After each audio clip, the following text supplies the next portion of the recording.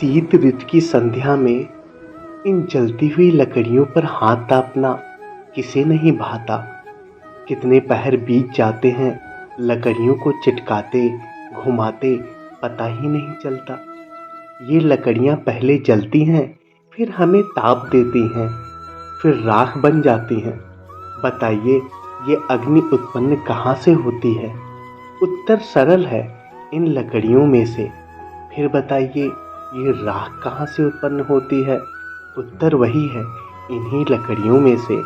अब अग्नि और राख दोनों लकड़ियों से ही उत्पन्न होती हैं, तो अब सोचिए, अग्नि जो इन लकड़ियों को जलाती है और राख वो जो इस अग्नि को बुझा देती है।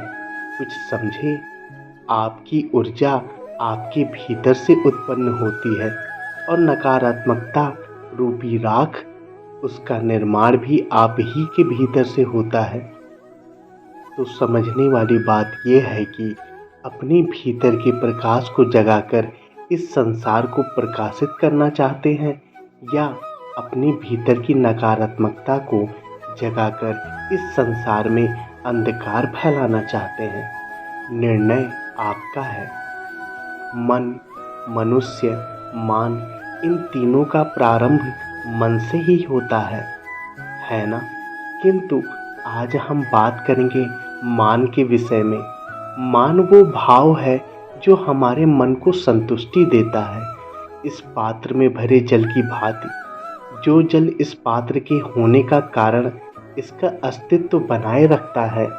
अब मान से बनता है स्वाभिमान और अभिमान, और इस दोनों में बहुत अंतर है। जो जल इस पात्र के भीतर समाया है वो है स्वाभिमान, जो हमारे मन का संबल है, सहारा है, जो इस पात्र के भीतर ठंडा रहता है और पीने वाले को भी ठंडक पहुंचाता है। और जो जल पात्र से बाहर छलके वो है अभिमान, जो बाहर की ताप से भाप बनकर उड़ जाता है। स्मरण रखिए, स्वाभिमान आपको बनाए रखता है, आपको शक्ति देता है, और अभिमान आपको नष्ट कर देता है। तो क्या बनना चाहोगे, आप स्वाभिमानी या अभिमानी? निर्णय आपका है।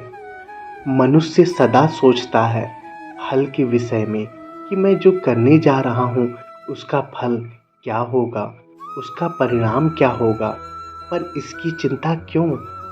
क्योंकि कर्म यदि शुद्ध हो तो परिणाम बुरे हो ही नहीं सकते। शुभ की इच्छा से कार्य करने वालों को फल की चिंता कैसी? जो फूल बेचते हैं उन्हें कभी कभार कांटे अवश्य चुभ जाते हैं, किंतु सुगंध उनके हाथों में रह ही जाती है। हीरे की खोज में कोयले की खान में उतरे व्यक्ति पर कालिक भले ही लग जाए, किंतु हाथों में हीरा अवश्य लगता है। इसलिए शुभ भावना से कर्म कीजिए, परिणाम शुभ ही होंगे। जब से जीव अस्तित्व में आए हैं तब से एक और शब्द अस्तित्व में आया है, संघर्ष। जन्म लेते ही व्यक्ति को जीवन जीने के लिए संघर्ष करना पड़ता है। कभी अपने लक्ष्य को प्राप्त करने के लिए संघर्ष करता है, तो कभी जो प्राप्त किया है उसे बचाने के लिए संघर्ष करता है। किंतु सबका एक उल्हाना होता है कि संघर्ष करते समय कष्ट बहुत होता है। अब आप योद्धा हैं तो प्रहार तो सहने ही पड़ेंगे। तैरना सीखना है तो जल में प्रवेश करना ही होगा। उन्हीं के पाँव में छाले पड़ते हैं जो नित्य चलते हैं। जो चलते हैं वो अपने लक्ष्य को अवश्य प्राप्त करते हैं। इसलिए स्मरण रखिए, जीवन तभी तक है जब तक कर्म करोगे। तो संघर्ष करते रहिए, कष्ट को भूल जाइए और प्रेम से मेरे साथ कहिए, राधे राधे। दीपक जलाने का कार्य कितना सुखमय होता है। प्रकाश की ये लौ मानो भीतर जाकर मन में उल्लास भर देती है। ये मैंने क्या कर दिया, मैंने इसे बुझा क्यों दिया, जबकि इसी से मैंने अन्य दीपों को जलाया है। क्योंकि जब तक ये तीली अन्य बातियों को जला रही थी तब तक ये जल रही थी, किंतु जब इसने ऐसा करना छोड़ दिया, इसे स्वयं बुझना पड़ा। समझे? जीवन भी इसी प्रकार प्रकाश देने का नाम है। जीवन में शुभ कर्म करोगे, परोपकार करोगे, किसी की सहायता करोगे तो जीवित रहोगे। और जिस दिन ये करना बंद कर दिया, श्वास लेने के पश्चात भी मृत के समान होगे। इसलिए जब तक श्वास है, आशा रूपी प्रकाश का संचार करते रहिए। विश्वास कीजिए, मृत्यु के पश्चात भी अमर रहेंगे। स्वप्न और लक्ष्य कितने समान लगते हैं। इन दोनों की व्यक्ति कल्पना करता है, इन दोनों को व्यक्ति पाना चाहता है, और ये दोनों अगर पूर्ण हो जाए तो व्यक्ति स्वयं को भाग्यशाली भी समझता है। किंतु इन दोनों में अंतर है। अंतर ये कि स्वप्न के लिए बिना मेहनत की नींद चाहिए और लक्ष्य के लिए बिना नींद की मेहनत। जो व्यक्ति स्वप्न देखने में रह जाता है, उठने के पश्चात उसके हाथ खाली रह जाते हैं, और जो व्यक्ति मेहनत करता है, सोते समय उसके हाथ उसका लक्ष्य होता है। इसलिए यदि स्वप्न भी देखो तो लक्ष्य समझ के, परिश्रम से और प्रेम से बोलो, राधे राधे। जीवन में अगर कुछ कर दिखाना है, आकाश की वो सीमा छूनी है जिसे छूने के विषय में आप कभी सोच भी नहीं सकते, तो अपने भीतर ये 3 गुण अर्जित करिए।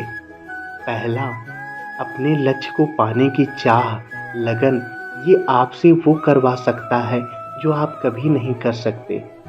दूसरा, साहस, संकट उठाने की क्षमताएं आपसे वो करवा सकता है जो आप करना चाहते हैं। और तीसरा है अनुभव। अनुभव आपको ये बताएगा कि आपको करना क्या चाहिए।